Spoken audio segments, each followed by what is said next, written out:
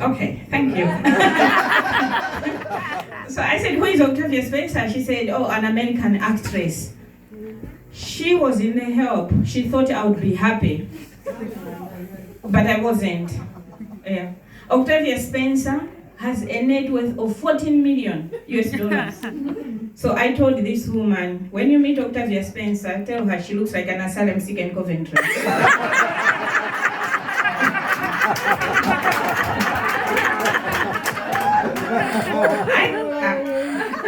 I think she would love that. I was an asylum seeker for many, many years to the point that I became comfortable. Yeah. When you are an asylum seeker, Home Office pays your rent.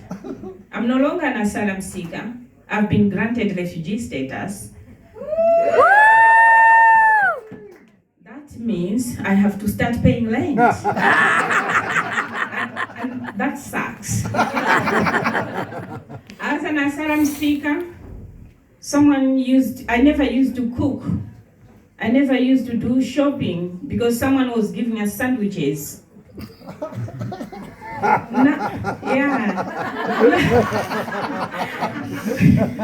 Now as a refugee, I have to learn to cook British food. I miss those sandwiches. As asylum seekers, we get stigmatized that asylum seeker, you are lazy people. We are not lazy. We are not allowed to work. We don't come here and steal your jobs. If we would, I would steal the Home Secretary's job.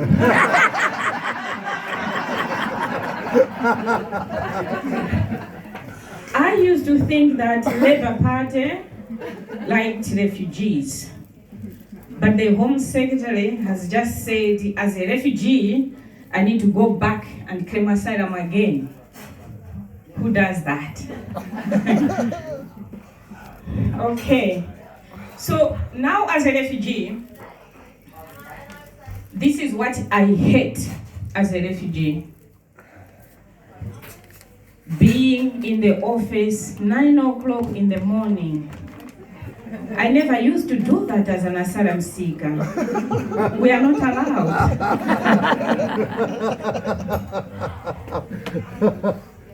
Before I claimed asylum, my weight was 84 kilograms.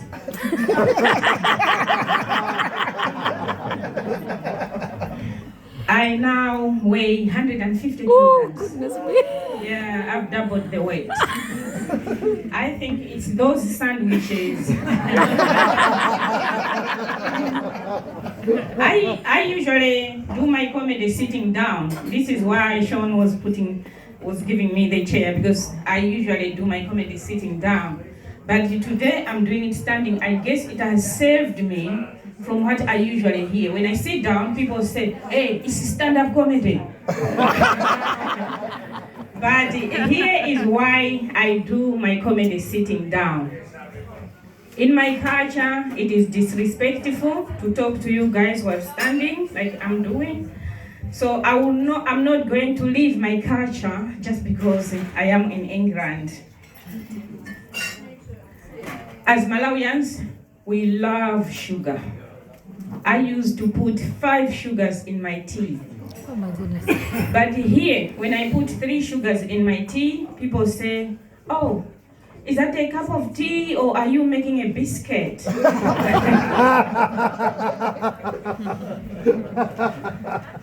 And yeah, thank you. And they will go, oh, that's so bad. You should be drinking water. So now I drink water, but I still add 5 sugars. And losing weight in this country is almost impossible. At home, when I'm going to the market, I'll climb the mountain to get to the market. Here, we get to climb into the taxi. Sorry, can I ask you? I will tell you a story. I love stories. So Coventry City of Culture 2021 came to an end, but not without drama. So they told me that you are a modern day Lady Godiva. For those who do not know, there's this, you know it, right? Exactly. So for those who don't know, there's a story in Coventry about Lady Godiva who rode on a horse around the city naked to reduce taxes. So they said to me, as a modern day Lady Godiva, you will ride on the horse around the city. I nearly collapsed. I cannot ride on a horse around the city naked. I feared for the horse.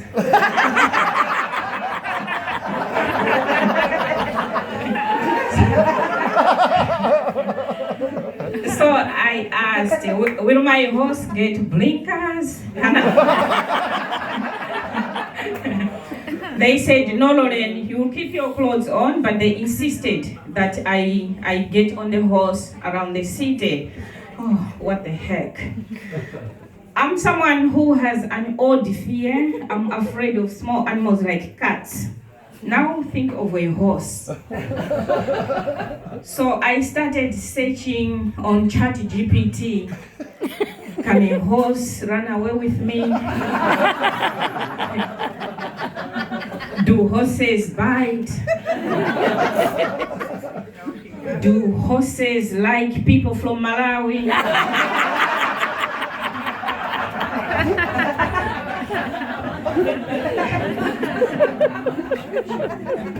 I arrived at the horse riding school. I was trembling because what if I get a funny horse? Yeah, one that loves dancing. This is my first rodeo. But the trainers were so nice and friendly. They said, come near, come and meet. Your horse is called Mr. Horse. You don't just get titles like that. Mr. Horse was Mr. Horse. It was a giant horse. So they said, oh yeah, come near and pat Mr. Horse. I touched Mr. Horse just a little bit. Mr. Horse made some sound. Because I was scared, I ran out of the yard. The trainers followed me and they brought me back. They said, when you are ready, get on the horse. Oh. How do I get up there? This is a giant animal. Is there an escalator? I looked around, there wasn't any. So I asked them, are you going to hoist me onto the horse? They said no. I started sweating. Yeah, everywhere.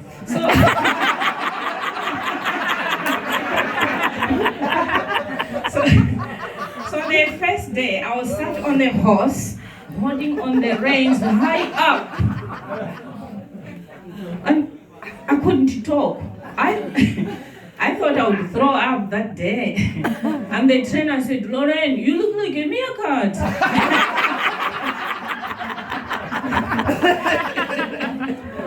At the end of the first session, the trainer said, when you are ready, jump off the horse.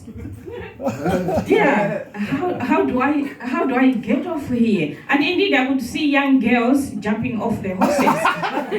It felt like I was watching a karate movie. So I said, how do I get off? The trainer said, just to swing your leg around and come off. That wasn't the worst. The worst was at the legal arena. It was a final rehearsal, and I was ready with my speech. And then Mr. Horse started playing, going side by side, and then backwards. I thought, oh, I'm stuck in reverse. How do I make this horse go forward? Do horses have a handbrake? There wasn't any. At some point, I was even thinking of spinning so I could face the tail. Yeah, to see where the horse was taking me to. But at the end, yeah, eventually Mr. Horse stopped what it was doing and everybody congratulated me. Oh, well done, well done. That was good effort, good effort. So because of the positive praises, I now love horses. I think it's a good way to travel.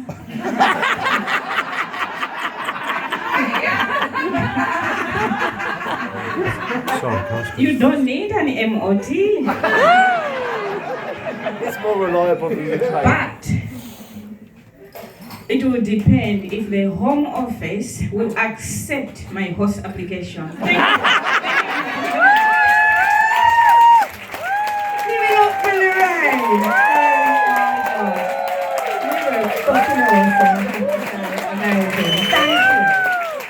Thank you for coming in. Thank you for having me for a while. It's so bloody good to see you.